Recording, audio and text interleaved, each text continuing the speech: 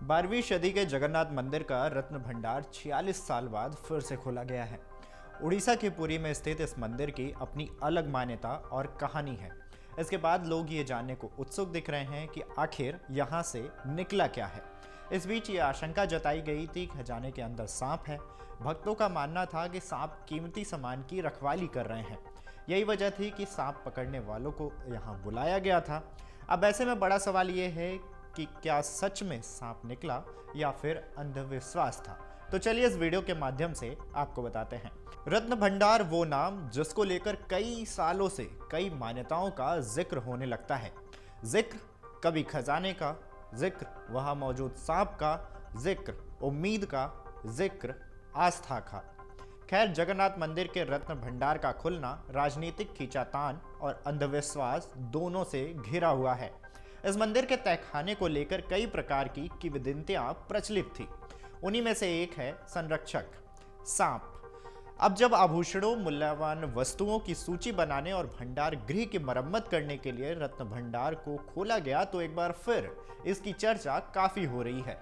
साल 1978 के बाद एक बार फिर सच्चाई सबके सामने आई है।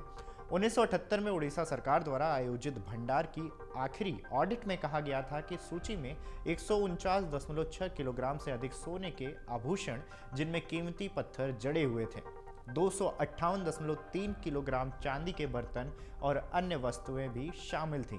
लेकिन जब रविवार को इसका दरवाजा खोला गया तो रत्न भंडार को खोलते वक्त सपेरों को साथ रखा गया था। साथ ही मंदिर के अंदर और बाहर सांप पकड़ने वालों की टीम मौजूद थी, लेकिन तहखाने के अंदर एक भी सांप मौजूद नहीं मिला। बता दें कि मंदिर के खजाने को अंधविश्वास ने भी घेरा हुआ है, जिसमें धन की रक्षा करने वाले काल्पनिक सांपों की कहानियां लोक कथाओं का हिस्सा बन गई हैं।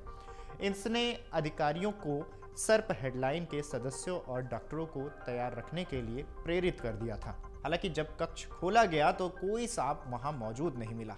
सर्प हेल्पलाइन प्रमुख शुभेंद्रु मालिक ने कहा है कि हमें रत्न भंडार खोलने की प्रक्रिया में अपनी ड्यूटी निभाने के लिए कहा गया था। हालांकि हमें अंदरूनी कक्ष में नहीं बुलाया गया। इससे साफ यह है कि सिर्फ कहानियां थी जो कि सुर्खियों में रही हैं। राज्य सरकार द्वारा गठित समिति के सदस्यों ने दोपहर करीब 12 बजे मंदिर में एंट्री ली। अनुष्ठान करने के बाद रत्न भंडार को दोपहर 1:30 बजे के आसपास शुभ मुहूर्त पर फिर से खोला गया। रत्न भंडार की चीजों की सूची बनाने का काम अब तक शुरू नहीं हो सका है। रत्न भंडार को खोलते वक्त 11 लोग वहां मौजूद थे, जिसमें उड़ीसा हाईकोर्ट के पूर्व न्यायाधीश भी शामिल थे। रत्न भंडार को 2 हिस्सों में बांटा हुआ है। एक बाहरी कक्ष जिसे समय समय पर विभिन्न अनुष्ठानों के लिए खोला जाता है, और एक भीतरी कक्ष जिसे आखिरी बार 1985 में भगवान बलभद्र के लिए नए आभूषण बनाने और गर्भगृह के द्वार पर चांदी के परत चढ़ाने के लिए गहने निकालने के लिए खोला गया था। हालांकि उस समय कोई ऑडिट नहीं किया गया था। खैर, आपको ये भी बता दें कि रत्न भंडार भाजपा के मैनिफेस्टो में से एक था। इस खबर पर आपकी क्या राय है, हमें कमेंट करके जरूर बताएं।